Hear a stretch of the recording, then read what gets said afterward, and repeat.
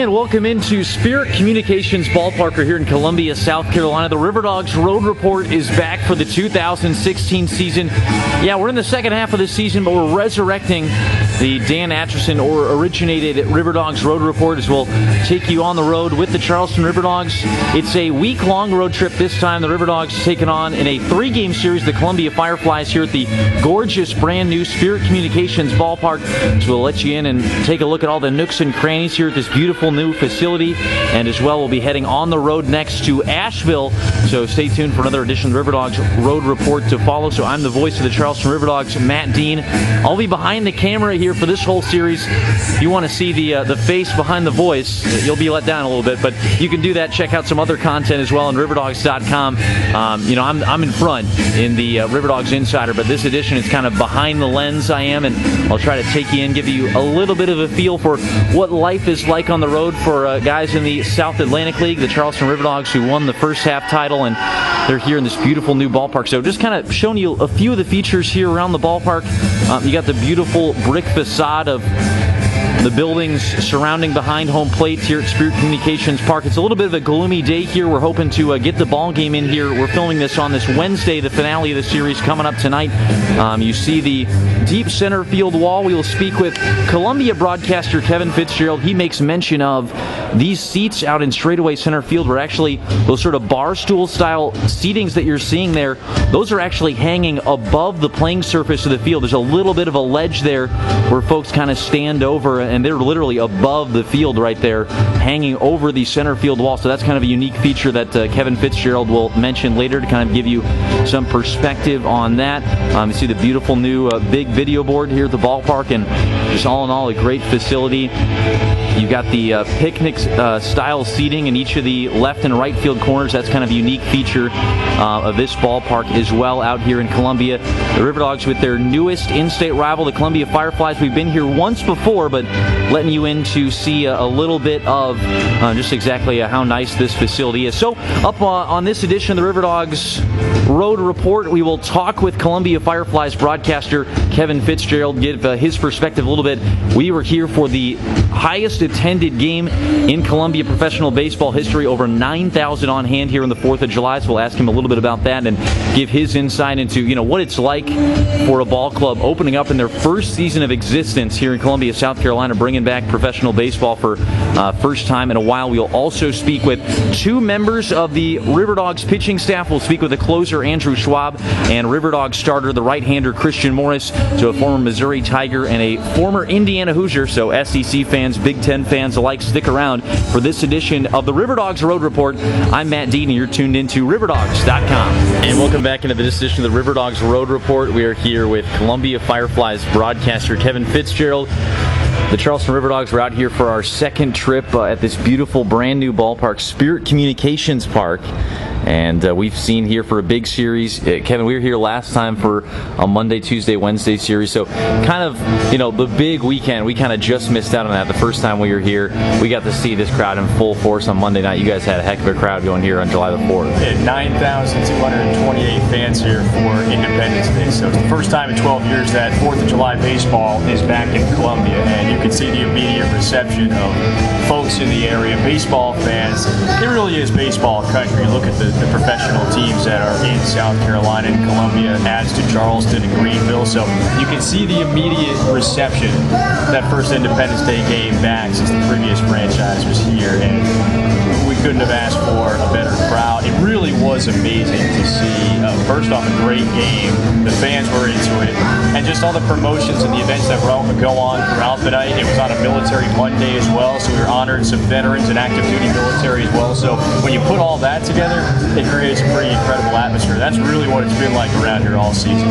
And then Tuesday night too, you had a pretty good crowd as well, and you guys set the all-time professional attendance record. And you still got 30, 35 games to go for home games. Is that right? We still have 30 home games left, and this Columbia franchise just set the single-season attendance record for a professional baseball team. 20 years ago, in 1996, you had the previous Mets affiliate, the Capital City Bombers, that hosted just about the same amount of fans in a single season in the same time frame that Columbia just did it in 30 fewer games. So that's what we talk about. It's an immediate reception to a brand new team and a response to a brand new ballpark. And you know, we had a chat with Mayor Steve Benjamin just a couple of days ago on the 4th of July, and there were a countless amount of people that wanted to see this back in Columbia. And this is a little bit different than the previous franchise that was here, what this Palace looks like compared to the previous stadium that was here. So that's a big upgrade, and people have recognized that early on, that there's a difference to minor league and professional baseball in Columbia now, and this is what it is at Spirit Communications Park. And then I know a little bit about this. I mean, I was working for a team last year that opened up a new ballpark. It's crazy. It's hectic going into the season. I mean, you basically got you got hired, like 3 or 4 weeks before the season started, or kind of thrown right into the madness. I mean, what's that like, getting ready for the season, you know, as a person working for a ball team, and then what's that like finally? I mean, you get up in the booth, it's opening night finally, the game starts, and then you get to kind of do your thing. I mean, it's kind of like a you know, big burden off your shoulders almost. It felt like last year being, you know, a little bit part of the madness, like I'm sure it was here. Like, you know, once you put the headset on, you have that first game, it's everything else is kind of out the window. You just worry about the baseball, and you worry about what we really love to do here. But yeah, I think it was exactly a month before our home opener that I got here and hit the ground running. So, but that's everyone. Everyone was at that level and at that speed for months beforehand. The ticket staff, the food and beverage staff, the entire front office executive staff, the marketing staff as well. Everyone was going 100 miles a minute. And you look at what we've done so far, you have a crowd of 9,000 on the season opener. You have a crowd of 9,000 on Independence Day. We had probably one of the best theme nights in all of minor league baseball about a month ago, and a tribute to Prince, the artist, who, you know, unfortunately passed away a little bit earlier this season. That was a spectacular night. So you look at everything in totality, and you know, a lot of it was constructed and put together before the season. A lot of it happens during the year, so you really don't get to shift down a gear once you start. You mentioned the madness. You know, you don't really get to shift down a gear once you get into it. But it's been, from a personal standpoint, a heck of a lot of fun so far. We're a little bit past the midway point now, so you get into the flow, you get into the rhythm. But boy, it was opening day here was like nothing else that I've been a part of. Our team president John Katz has been in professional baseball for close to a quarter century now, and mentioned he's never had a night quite like that before. Yeah, you can throw 4th of July in there as well. That's what it felt like. It really did. And this edition of the report, we've kind of been, you know, showing some of the unique features here around the ballpark. I mean, as you kind of spend more time here in this great facility, I mean, what are kind of some of the unique little nooks and crannies of this ballpark that you appreciate? I always love the center field wall, and it's an 18-foot tall center field wall, and you have these little 5-foot overhangs in the left and right corners of the outfield wall. You have fans that are actually over the field of play. So, you know, we haven't seen one hit that tall yet, to reference the movie Major League. We haven't seen one hit that high yet before. But you've got fans that are over the field of play, and it really comes into play in all elements of that outfield wall. The little nooks and crannies out there. It's not a traditional view. It's not a traditional outfield, so it creates a little extra chaos, and it creates a little more of an effort to get used to it from both the home and a road team standpoint. But you have to love that element of it, and then just really when you walk the park in general, it's 360-degree concourse. You can get a different vantage point at 24 locations around here, and not be satisfied, and you can come back and find a different spot around the park. I think that's what is most unique about it, is that element of this is a palace, and what I mean by that is it's not just for a baseball team, but it's a palace for the community as well. This is a public park when it's not used as a baseball facility for 70 nights, roughly, during a season. And that's the best part about it, is this is for the community, and we're going to use it for a lot more than baseball. For Fireflies baseball, we'll use it for soccer, football, events, That is what I think is the most unique part about this ball. And then kind of lastly here, just getting a little bit into the baseball.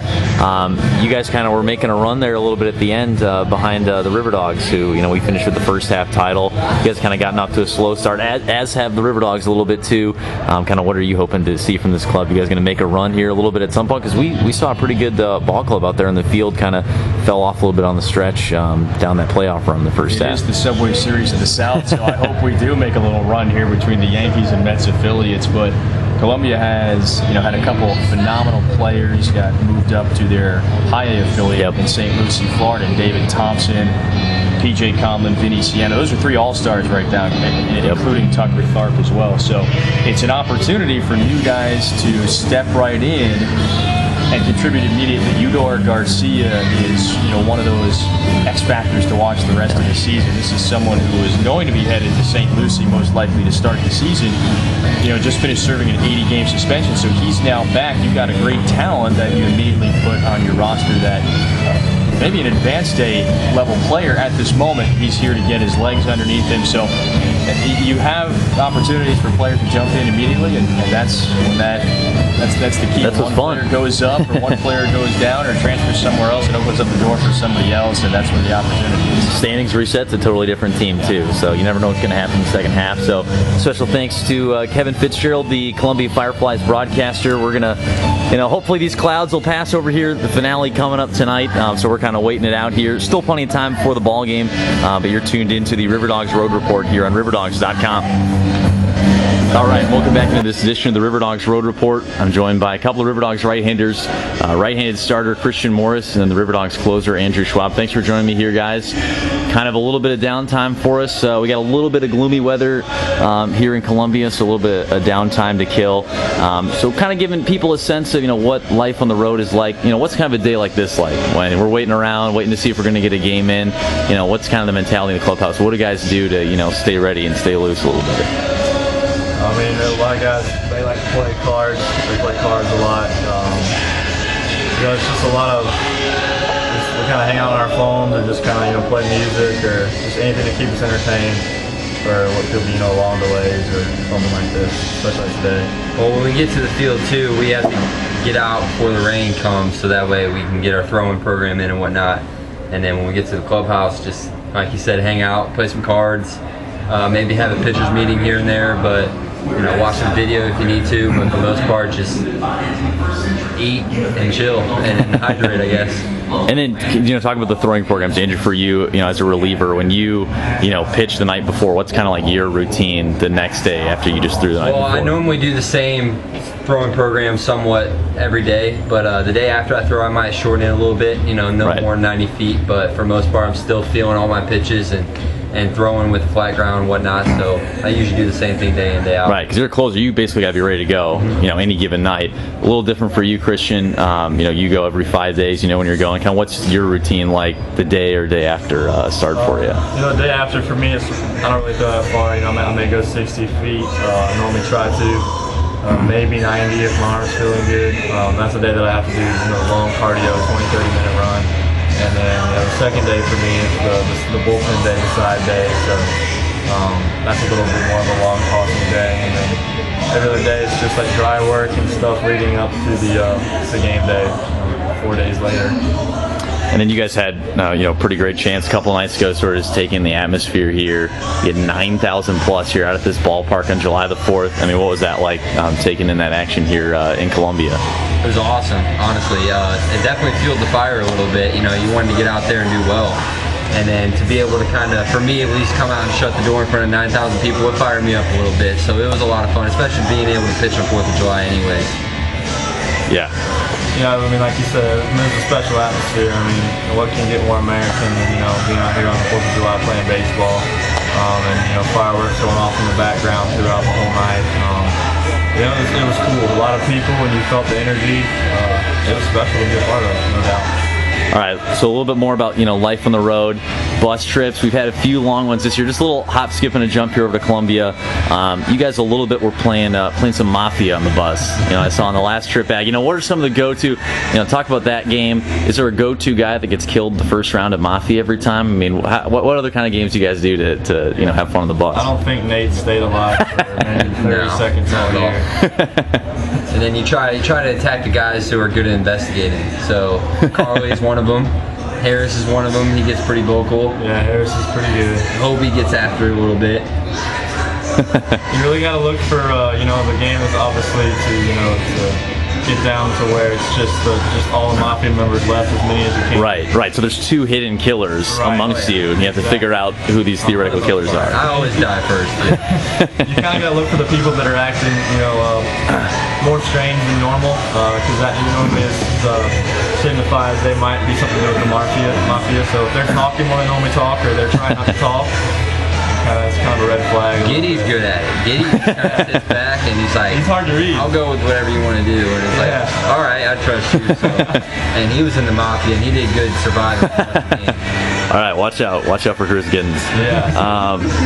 And then, you guys as pitchers too, you guys kind of have your own routine and sort of at times, stay pretty separate from the position players. So, long bus rides. Like we had that trip up to New Jersey early in the year. That kind of gives you guys a chance to, get to hang out and get to know the position players a little bit more as well, right? Yeah, we're not sleeping. A lot of movies, a lot of fighting over the beds when we get to sleepers.